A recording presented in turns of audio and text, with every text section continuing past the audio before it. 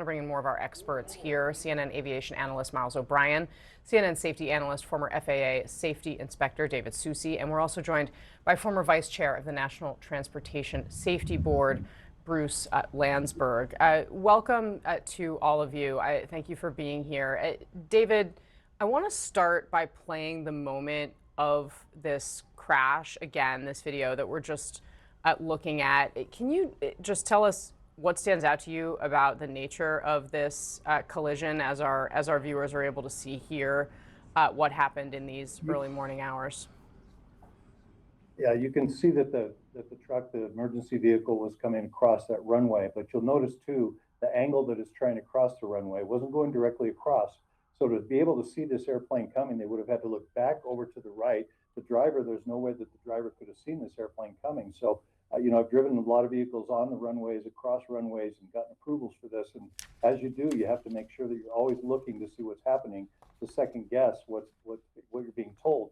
But in this scenario, they were already of the mindset that they're trying to get across to another emergency across the airport. And so that's where they were focused on. And you can see here that as that truck was coming across the runway, it would have been nearly impossible to look all the way back around, not just 90 degrees to the right, but they'd have to look all the way back around behind them to see this aircraft coming.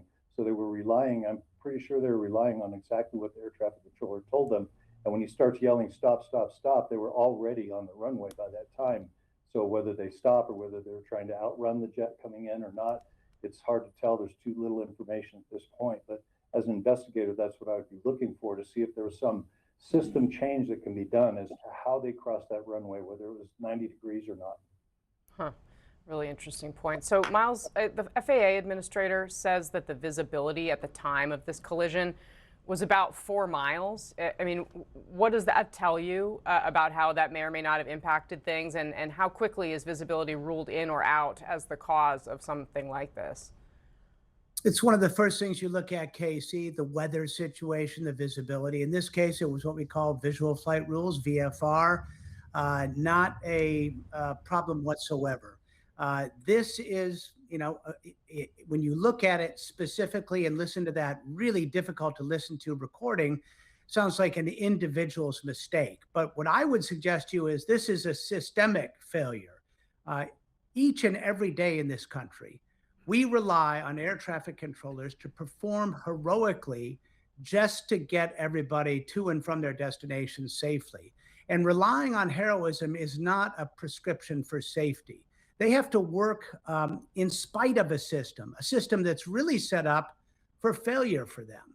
The layers, the redundancy, the backups that they need to do their job, and for that matter, just the personnel so that they're not working mandatory overtime, are not there. We have reached the actual end of our rope on the layers of redundancy and the safety of our system, and it's time to get very serious about that. How many times do we have to go through this? A year and a half ago, a year or so ago, it was Washington National Airport and a mid-air collision. It's high time that there was a systemic rethink of how this works, and maybe reducing the tempo at these airports.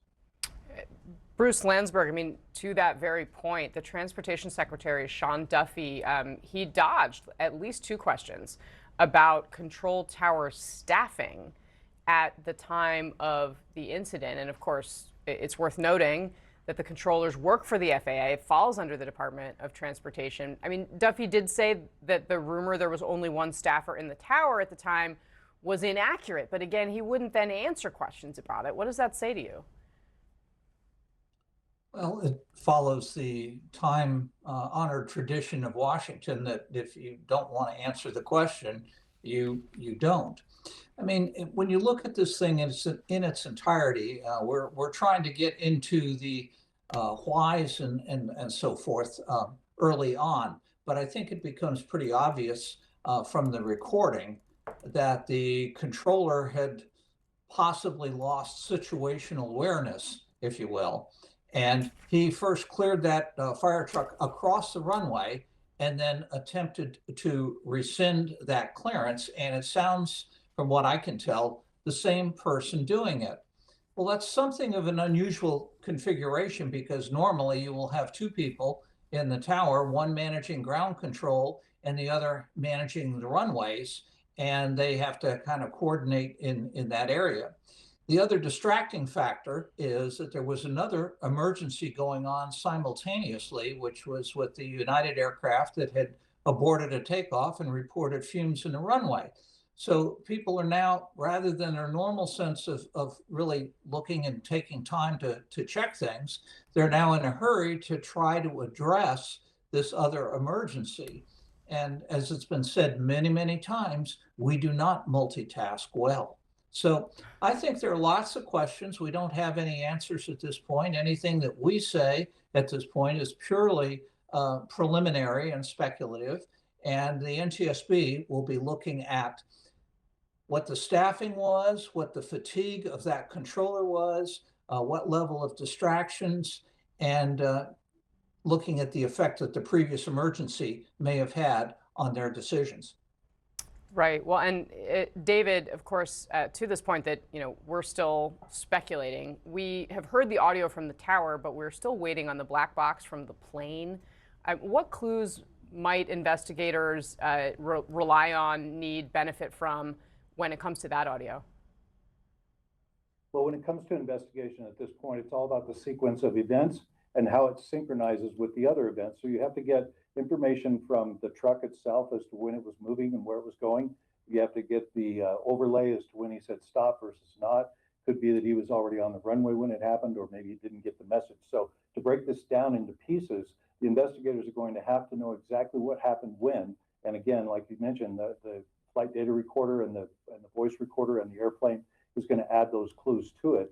But again, at this point, as Miles said, and also was said, that they'd be looking at systemic failures as well. Pointing a finger at one person and saying this was that person's fault is not the way that we do safety any longer. And so we need to look at why the decisions were made, when they were made at that time. And so investigators will have a lot to deal with here. But again, like you mentioned, we'll need to have more information from the aircraft before you could proceed with that investigation. Fair enough. So Shimon, you're at LaGuardia. The airport just reopened a couple hours ago. And what are you hearing from travelers? Of course, there's a lot else going on that we're also going to talk about here. But this kind of thing, as the mayor noted, hasn't happened in a number of decades at LaGuardia. Yeah, most of the passengers here, there were some who wound up spending the night here, and then some who they found out what happened here, and they did come to the airport. So the airport was empty for most of the day, but you could start to see people streaming in here in the afternoon around noon and 1 o'clock. And I think people are really shocked by what happened here. You feel it. People are sad over what happened here, and they totally understand. But they have a lot of frustration here right now because traveling is just such a pain, and we did see the TSA lines here start to build as the afternoon went on. So it's a lot of frustration, but I can tell many of the New Yorkers who are traveling here, their hearts go out to these families and to these officials and over what happened here. As do ours. Shimon Prokupecz, Miles O'Brien, David Susi, Bruce Landsberg, thank you all very much for bringing your expertise to us today.